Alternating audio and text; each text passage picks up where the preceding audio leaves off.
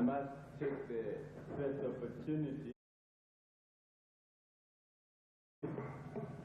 to express once more my own and my people's deep appreciation for the efforts of the Australian Union of Students who have made it possible for me to visit here at this time, and for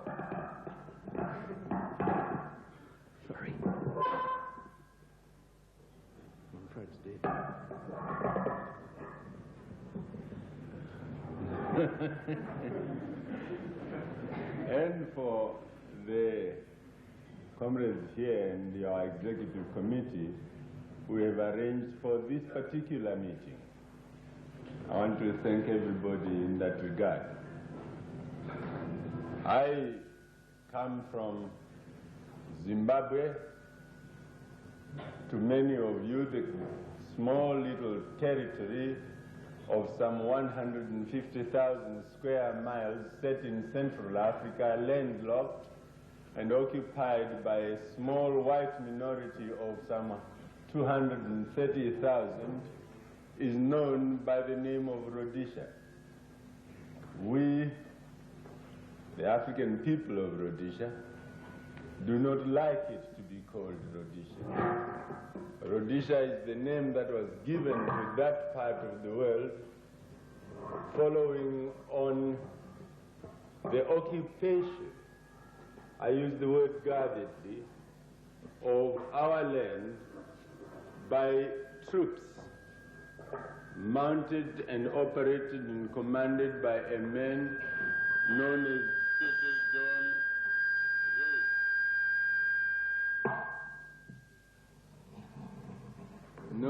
Cecil John Rhodes. The country was named after him. Cecil John Rhodes was probably the richest and the most ambitious of the capitalist imperialist empire builders known to British imperial history. And the whole establishment of the country of Rhodesia, as it is known by the white people, was really as a commercial enterprise. The company that established it was known as the British South Africa Company, whose chairman and director was Cecil John Rhodes and others. Its whole purpose was to exploit largely the mineral, the land, and animal resources of our part of the territory. And I think the history of Zimbabwe ever since has been that it has been looked upon by white people as an area in which, even if you went there as a white man to settle, your intention was to exploit not only the natural resources of the country, but the people. In fact, the people were looked upon as an exploitable natural resource. I think those of you who read history might have read a description given by Arnold Toynbee in the study of history on the definition of the word native. I'm usually called a native when I'm in Zimbabwe by the white people. And Toynbee says, when we Europeans call people natives, we take away from them anything which suggests that they are human beings. They are to us like the forest which the Western man fells down, or the big game that he shoots down. They have no tenure of land. Their tenure is as precarious as that of the animals whom they find. And what shall we, the lords of creation, the white people, do with the Euro natives whom we find? Shall we treat them as vermin to be exterminated? Or shall we treat them as hewers of wood and drawers of water? There is no other alternative. if niggers have no souls. This actually comes from a quotation from Toynbee's study of history. It indicates the sort of mental outlook that those who settled in our country had about us. We were a natural resource for exploitation, the same as the trees, the same as the grass, the gold mines, the gold under the ground, the same as the wood, everything, just a natural resource. Now this is the sort of mental outlook that we are dealing with in Zimbabwe. The outlook of the white man who comes to settle there, to regard us and to treat us as a natural resource available for exploitation. This they have taken completely to this logical conclusion. When the so-called pioneer column, the column of the first settlers in the first vanguard of exploitation, when they arrived at Salisbury City, what is now called Salisbury, they put up the Union Jack, they set up an administration. Before very long, they started parceling out the land of Zimbabwe to the people who had come with them. Each one was given large tracts of land. Those who wanted more were allowed to buy it. They bought it for as much as shilling an acre.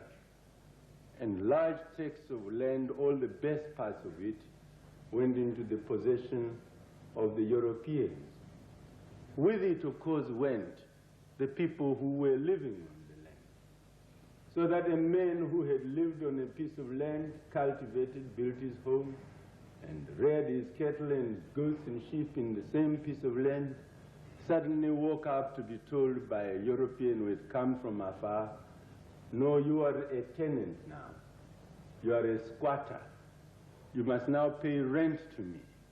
If you don't pay rent to me, you must work for me as a kind of payment for continued residence in my plot. You are nothing. You are now, in effect, my chattel." This is what happened in the history of Zimbabwe.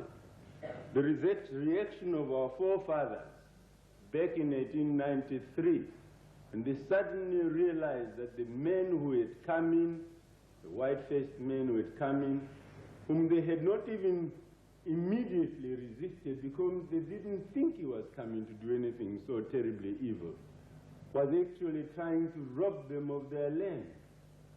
They rose up in rebellion. It was called the War of Chimurenga.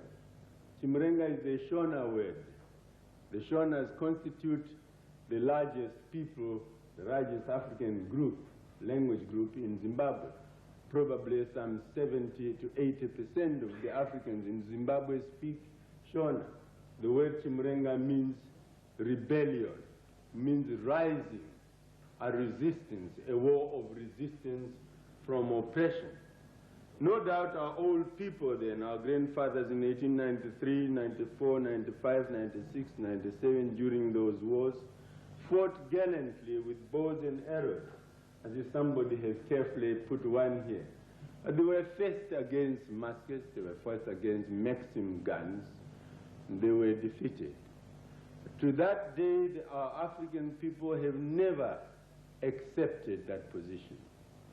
Quietly, sometimes without word, they have continued to look upon that land as theirs, continued to prepare the day for the day when they must wrest it back into their own control. And as time went on, in about 1923, the British government decided to grant to something less than 100,000 white people who then lived in Zimbabwe internal self-government. They got it. They got a parliament of 30 white men, the prime minister and the cabinet. That body of people then set about using the newly acquired power of internal self-government to build up a massive armory of laws of discrimination, of suppression, and of exploitation. Trade unionism was prohibited. Africans were required to carry passes. The Land Apportionment Act was introduced in 1931. Africans may not own this land or that land. They must own only that land. The land that was chosen for African occupation was obviously those portions which the white people in their grade had not taken. Why had they not taken it? Because it wasn't good. So you get a situation today in which, in actual fact, the so-called 50% of the land that is reserved to the now 6 million African people is actually the poorest, the most barren, and the most disease-infected. Because all the best land had already been taken, even by the time that the Land Apportionment Act was introduced in 1931. It had already been taken by the white people. But even that which had not been taken, if it was good, it was recommended to be set aside for European exclusive occupation and use. That is the position today. And this is a serious situation. I could go into a whole field with discrimination in legislation, in residence, in economic opportunities, in education.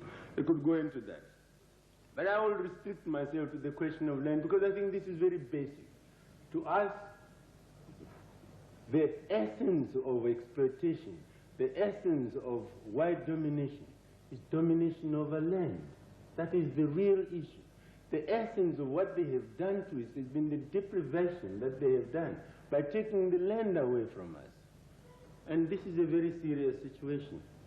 If you realize, on their own estimation, that is on the estimation of the white settlers themselves in Zimbabwe, the 6 million population of Zimbabwe, of African Zimbabweans today, will in 20 years increase to something like 12 million.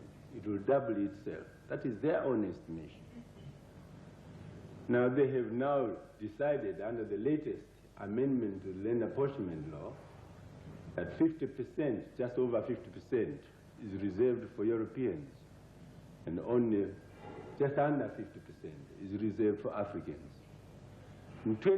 If you try to allocate that amount of land per head, there is something like 200 acres per white head in Zimbabwe, and just about 8 acres per black head.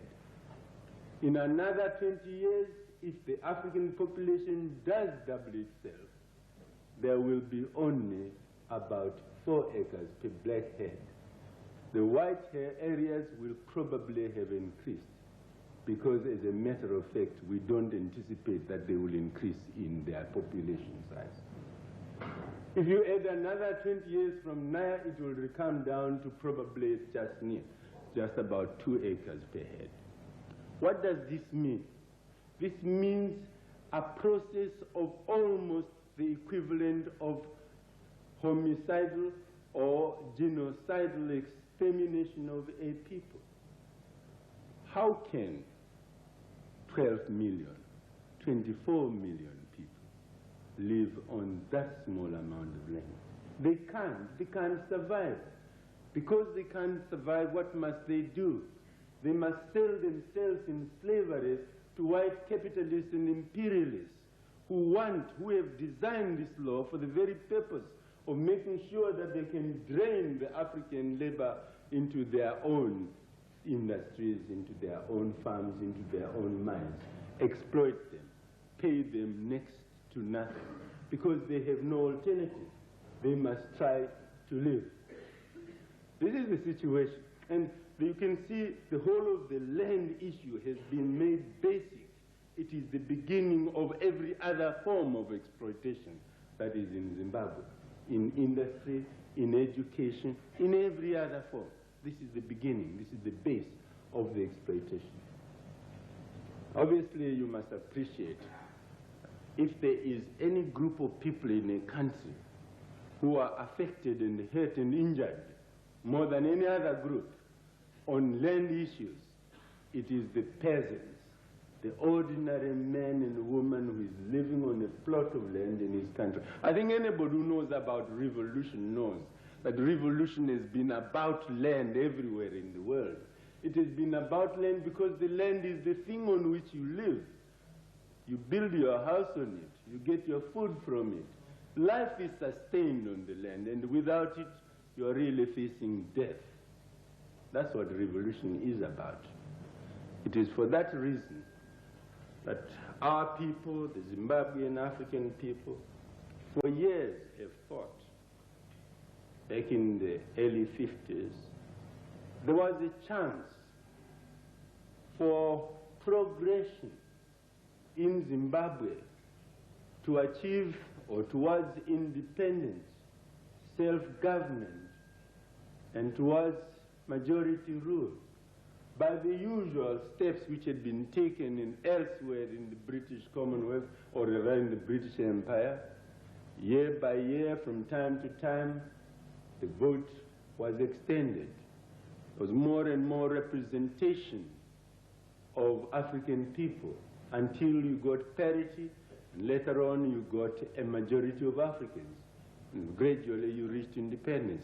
That's what happened in India, that's what happened in Burma, that's what happened in Ghana, that's what happened in Tanzania, that's what happened everywhere in Africa. But it didn't happen in Zimbabwe. But we in Zimbabwe back in the 50s thought it could also happen in Zimbabwe. So we built up our national organization, the Zimbabwe African Congress, in the early 50s. It went on.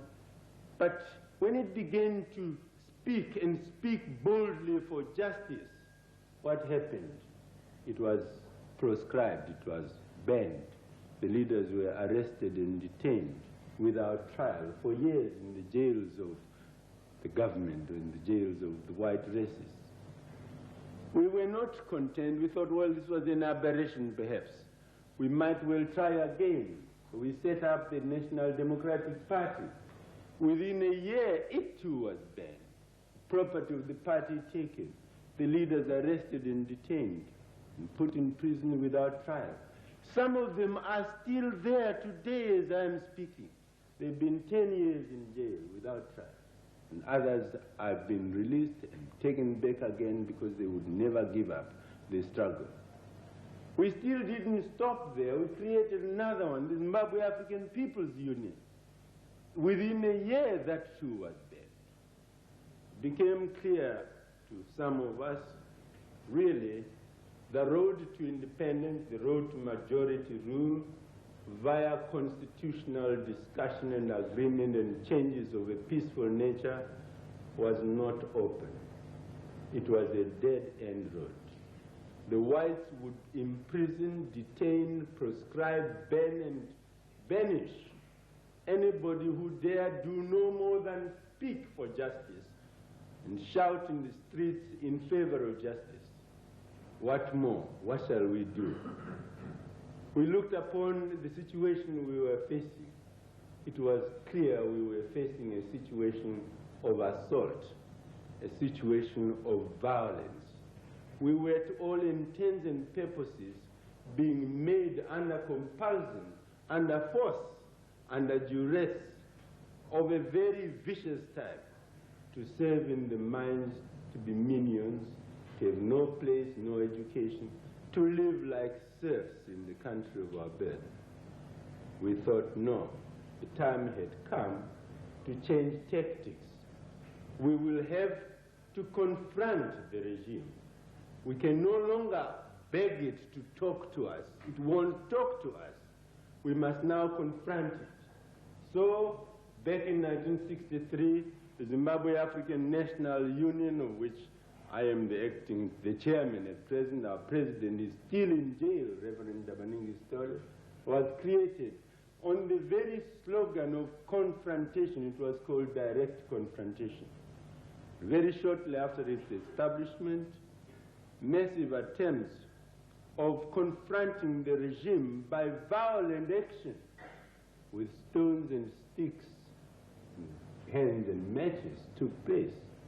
As a result, Ndamaningi Stole was arrested and tried. I happened to have been a lawyer, and I went and defended him on those charges.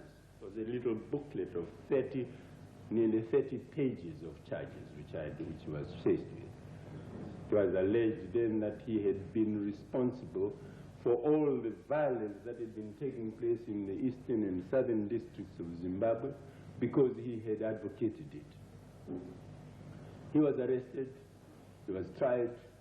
Even before the case was over, the party was proscribed and banned.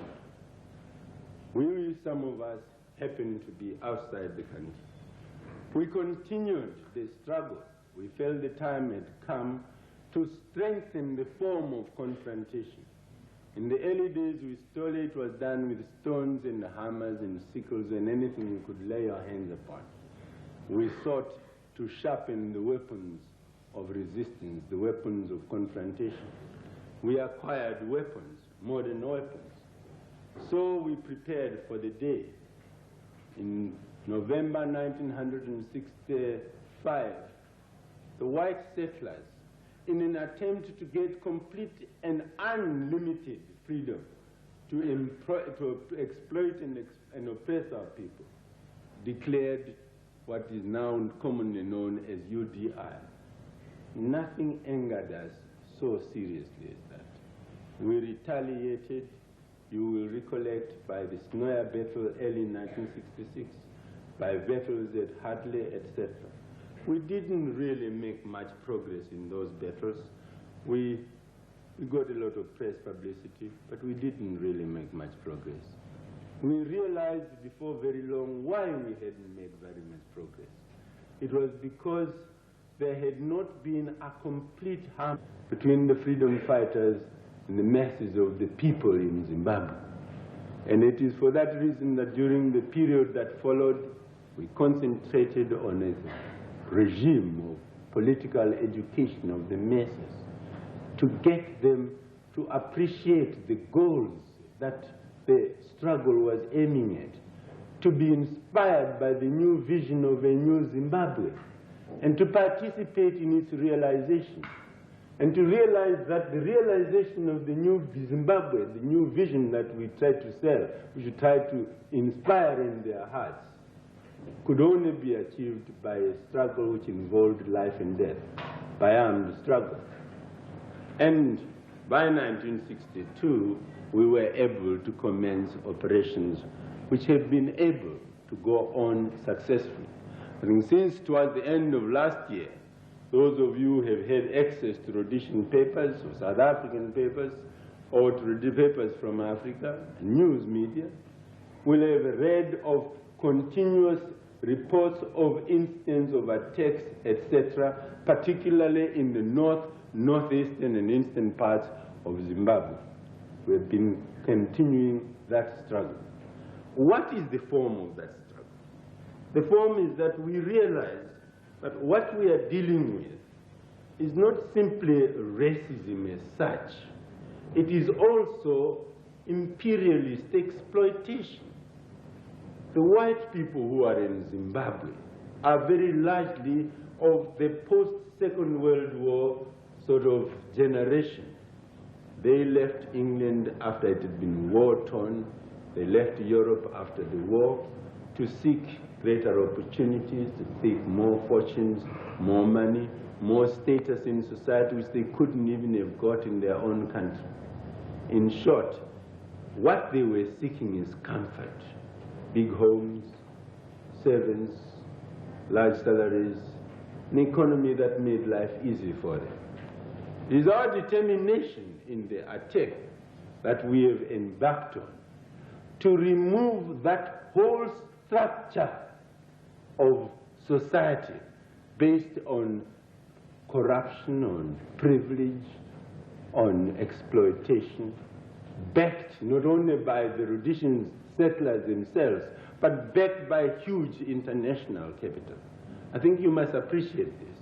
The Zimbabwe situation, the settlers there, can and truly should be looked upon, really, the immediate local agents of a huge international capitalistic maneuver to control and continue to exploit the resources of Zimbabwe, in which they include ourselves. We are just a natural resource to be exploited for the benefit of these big combined, these big companies.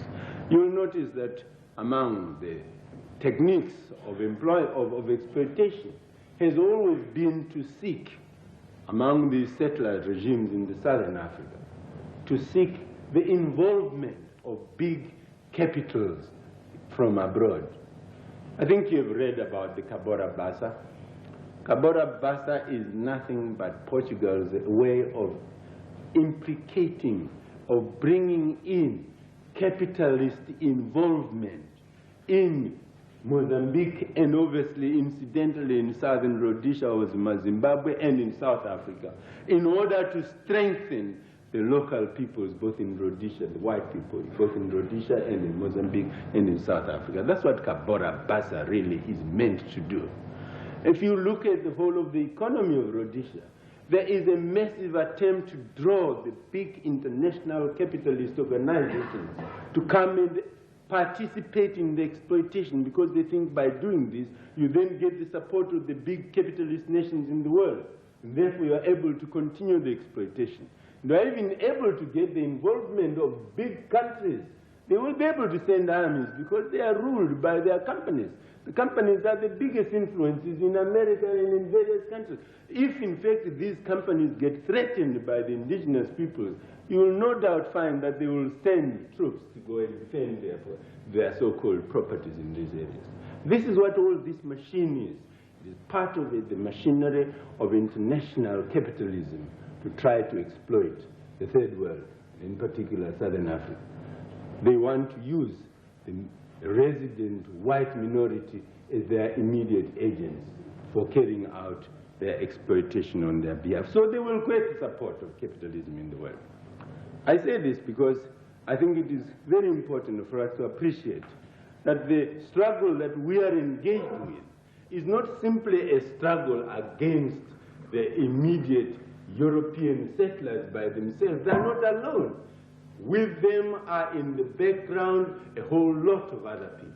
The South Africans, the Portuguese, the British, the French, the Germans, the Americans. They are all in it. They are all trying to get something out of the wealth of Southern Africa. They are all part of the exploitive machine that is really, that we are fighting against. So here we are, Zimbabwe African National Union, other movements in Zimbabwe, having decided to take up arms against this continued expression. The last 8 months or so, I think you will have heard and read of a continuous confrontation between the white forces and the liberation forces in Zimbabwe. We don't say we occupy, we don't say we control, but we do describe the area to the north, northeast, and eastern parts of Zimbabwe as a battleground in which fighting is continuing. It is our intention to increase it. It is an area of some 50,000 square miles. Rhodesia has a total of 150,000 square miles. It is an area which we intend to continue to expand into other areas of confrontation. But in that area, I think the white people have found it impossible to feel safe. And we can tell you quite definitely, it is our intention that nobody in Zimbabwe will ever feel safe, either in any form, in his property, in his economic privilege, in anything, until the ultimate goal is won. And what is the ultimate goal? The ultimate goal in political terms is majority rule.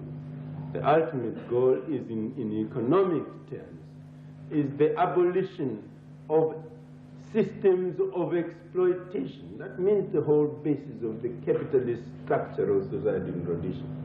We don't merely seek a sort of rough change in society in Zimbabwe. We are seeking what we sometimes describe as a systemic change. We want to change the whole system. We want revolution. By revolution, we understand a turning of the wheel. We want to turn it right over to get an entirely new society based on no expectation, true equality, and true justice for all. It is this vision which our people have been fired with, so fired with that vision that they've been prepared to take up arms to fight against the regime that oppresses them, in the hope and for the purpose of establishing a new Zimbabwe, a new country, new justice, new economic system, new society. Thank you, Chairman.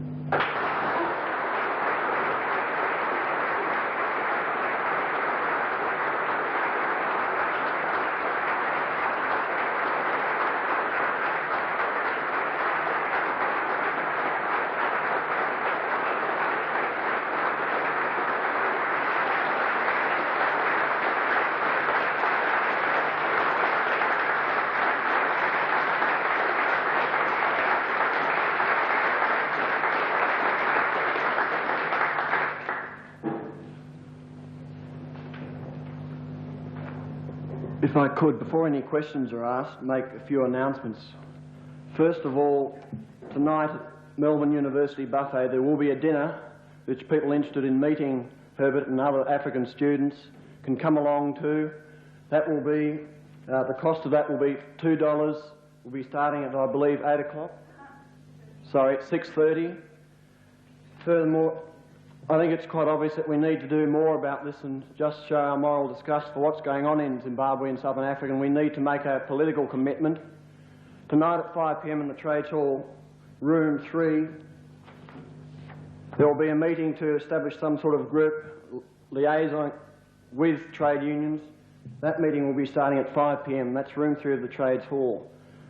Also, if I could take this opportunity to read out some motions which were passed at the last SRC meeting, which I think shows the spirit of the student body here at La Trobe and their condemnation of the oppression in Southern Africa. First motion, there were 3 motions passed of relevance. First of all, this SRC officially welcomes to La Trobe with humility and pride Herbert Chitepo, Commander-in-Chief of the ZANU forces. It declares its full support for the struggle for majority rule in Zimbabwe and condemns the compliance of British, Dutch, French and American industrial and financial interests in the maintenance of the cruelly exploitative and oppressive Smith regime.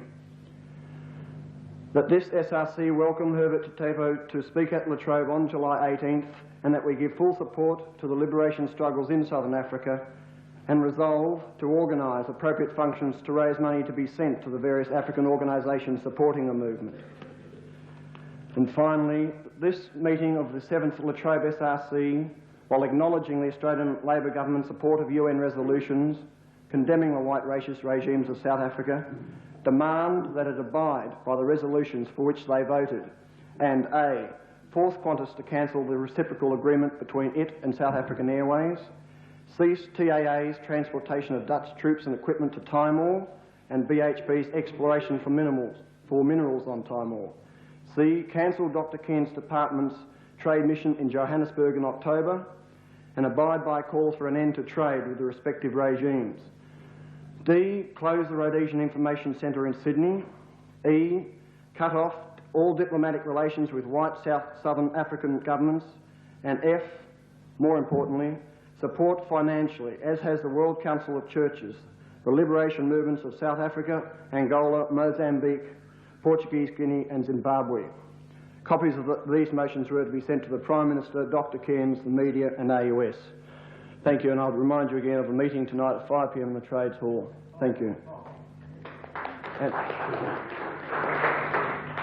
in the light of what I've just said, I think it's very important that we now take around a collection during question time. This collection will be given to Herbert to take back, hopefully to Zimbabwe, and use in any way he and his movement sees fit to further their struggles in Zimbabwe. The collection will be going around in the rubbish tins, not that that's any indication, certainly.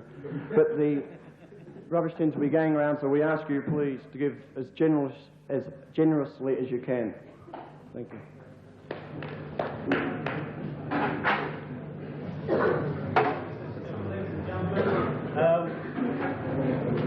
If you have any questions, please, you ask them.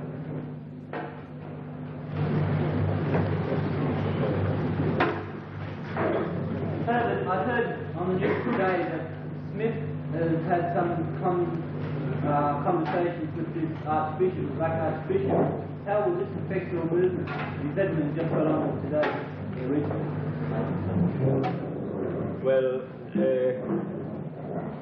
I think we ought to understand the position and nature of the African National Council, which Bishop Muzorewa leads. That body was created in 1971 as a rallying point for resisting the agreement that had been reached between Ian Smith and and Hume for a settlement of the constitutional crisis in Zimbabwe. I think I must say, when the ANC organized that resistance to the settlement proposals, it was acting in complete harmony with both our own views and which we believe is the views of practically everybody in Zimbabwe. We were actually at one. The problem arose when, after the settlement had been turned down to Lord Pierce, the Africans had definitely declared they do not accept those settlement terms. The ANC then decided to continue as a political organization. And then, of course, it was then faced with a very simple proposition. In view of the history of all the other liberation movements that had been in Zimbabwe, it had to choose for a platform for continued existence some innocuous way of presenting itself. So it said what it sought was that there should be a national convention of all people, all races, all political shades of political opinion in Zimbabwe to agree on the constitutional future of Zimbabwe. And then to call a constitutional conference presided over by Britain, at which these agreements will be ratified and brought into law. That is what they have been suggesting. Now, on that basis, obviously, they must continue to say they want to talk to Ian Smith. The difficulty has been that I think everybody knows that in Zimbabwe, the African people will be satisfied with nothing short of majority rule, and now I don't think they will be satisfied with anything like parity now. We don't think we want parity. We want majority rule. We do not want parity. And they will not be satisfied with anything short of the kind of demands that the liberation movements are making. Therefore, and I think the real issue that Smith is facing is not between himself and the ANC. It is between himself and the demands that are being backed up by the liberation forces of Zimbabwe. That is the real thing that is facing. Consequently, Bishop Muzorewa will meet Ian Smith. I myself am very doubtful that they can ever come out with any agreement at all. If they did come out with an agreement, it will certainly be short of the kind of demands that are being backed by the liberation forces and by the people of Zimbabwe in whole, in total. If that happens, then obviously if Muzorewa were to agree to anything short of that, he himself may find himself actually rejected by the people whom he purposed to represent. I think the people of Zimbabwe, after all this experience, will not tolerate and will not accept anything short of absolute and clear majority rule. And now,